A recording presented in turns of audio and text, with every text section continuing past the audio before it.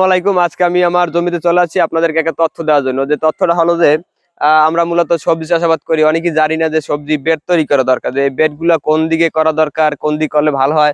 মানে বেড একটা মানে গুরুত্বপূর্ণ একটা জিনিস, যে আপনার সূর্যের আলো বা আলো বাতাসের কোন দিকে ভালো পাবে। বিজ্ঞান ভিত্তিক ভাবে এটা গবেষণা করে জানাইছে যে এটা উত্তর দক্ষিণে সবচেয়ে ভালো হয়। উত্তর দক্ষিণ দিলে কি হয়, যে আপনার যে সূর্যের আলোটা যখন চারদিকে থেকে মানে আলো বাতাস সবকিছু সুন্দরভাবে পড়ে, এই জন্য আপনার বেডটা উত্তর দক্ষিণ দিলে ভালো হয়। আর পূর্ব পশ্চিমে দিতে পারেন, ওরা হচ্ছে জরুরি ভিত্তিক, বা আপনার যদি জমির অবস্থা খারাপ হয় বা বড় গাছ লাগান বা সূর্যের অতিরিক্ত তাপ থেকে রক্ষা পাওয়ার জন্য ওই সময় আপনি যে পূর্ব পশ্চিমে দিতে পারেন। এমনি মূলত সবজি চাষাবাদের জন্য সঠিকভাবে বিজ্ঞান ভিত্তিক ভাবে চাষাবাদ করতে হলে আপনার উত্তর দক্ষিণে বেডটা তৈরি করতে হবে। পরিমাপ নিয়ে একটু কথা বলি, যে আমরা কতটুকু মূলত সাইডে বা কতটুকু দিতে পারি বেডের পরিমাপ, এটা আপনি কোন সবজি চাষাবাদ করবেন এইটার উপর নির্ভরশীল। যেমন টমেটো দিলে একটু বড় বেড দরকার হয়, বা মরিচ বিভিন্ন জাতের আছে, যেমন আপনার ছোট জাতের মরিচ, বড় জাতের মরিচ, বা গাছ গোরকার বেশি বিভিন্ন জাতের মরিচ আছে, যে গাছগুলো বড় হয় ছোট। আপনারা ওই মাপের 2 ফুট 2.5 ফুট, বা কেউ হাত অনুপাত করলে 1 হাত 2 হাত, 1 হাতে 18 ইঞ্চি বা 8 2 2 হাতে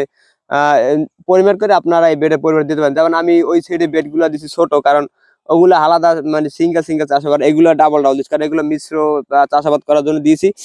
মরিচের সাথে আরো বিভিন্ন কিছু মিশ্র যোগ করার চিন্তা ভাবনা আছে, এই জন্য আমি বড় দিয়েছি।